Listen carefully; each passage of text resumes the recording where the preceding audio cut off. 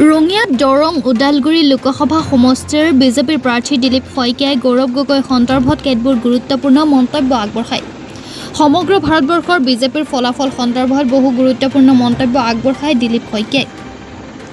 বাইখাতা চাৰিআলিৰ পৰা ৰমেন ডেকাৰ ৰিপৰ্ট। এনেকুৱা এতিয়া আপোনালোকে বিভিন্ন অঞ্চলত ভোট গণনা আমাৰ ইয়াত অলপ ফাষ্ট বুলিয়ে ক'ব লাগিব। কিছুমান অঞ্চলত ভোট গণনা বহুত বাকী আছে। তথাপিও আমি এই মুহূৰ্তত ক'ব পাৰোঁ 400 পাৰ হয়তো নহ'ব, কিন্তু আমাৰ যিটো লক্ষ্য আছিল যে আমি 370খন আসন আমাৰ বিজেপি দলৰ ফালৰ পৰা প্ৰথম লক্ষ্য আছিল 370ৰ ওচৰা-ওচৰি আমি আসন পাবলৈ চাগে সক্ষম হ'ম। সন্ধিয়াৰ ভাগত এইটো নিশ্চিত হ'ব। যোৰহাট সমষ্টিৰ বিষয়ে কি ক'ব? যোৰহাট সমষ্টিত এতিয়া গৌৰৱ গগৈ ডাঙৰীয়া আগবাঢ়ি আছে। তাত অকণমান মানে ব্যক্তি আৰু দল মানুহে অকণমান ব্যক্তিক প্ৰাধান্য দিয়া যেন অনুমান হৈছে।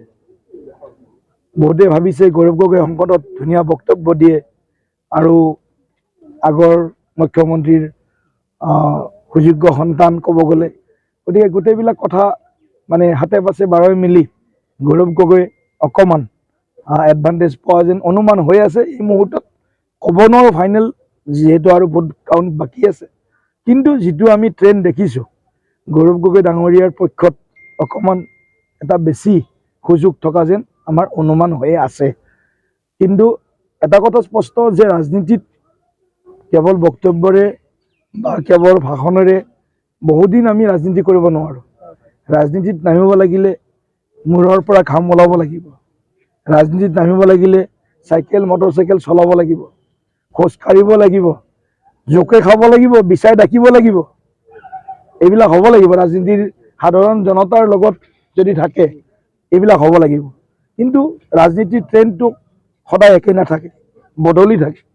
নৱপ্ৰজন্মৰ ভোটাৰৰ মানসিকতা বেলেগ, জ্যেষ্ঠ নাগৰিকসকলৰ অলপ মানসিকতা বেলেগ, মহিলাসকলৰ মানসিকতা বেলেগ, কৃষকৰ মানসিকতা বেলেগ। কথাটো কৈছোঁ সৰ্বভাৰতীয় পৰ্যায়ত যদি তুলনা কৰোঁ আমি বা এনালাইচিছ কৰোঁ, এই কথাবিলাক এতিয়া লাহে লাহে পোহৰলৈ আহিব। যিয়েই নহওক চৰকাৰ NDA বিজেপিৰ হ'ব, ইয়াত কোনো সন্দেহ নাই। আৰু আমি ক'ৰবাত যদি আমাৰ ক'ৰবাত ক্ৰুটি ৰৈ গৈছে, বিচ্যুতি ৰৈ গৈছে, সেইখিনি কথা পৰৱৰ্তী সময়ত দলৰ মঞ্চত আমি আলোচনা কৰিম। কিন্তু এই মুহূৰ্তত আমি কোনো ফাইনেল আমি ইয়াত ষ্টেটমেণ্ট দিব বিচৰা নাই যে এইটো মোৰ ফাইনেল ষ্টেটমেণ্ট।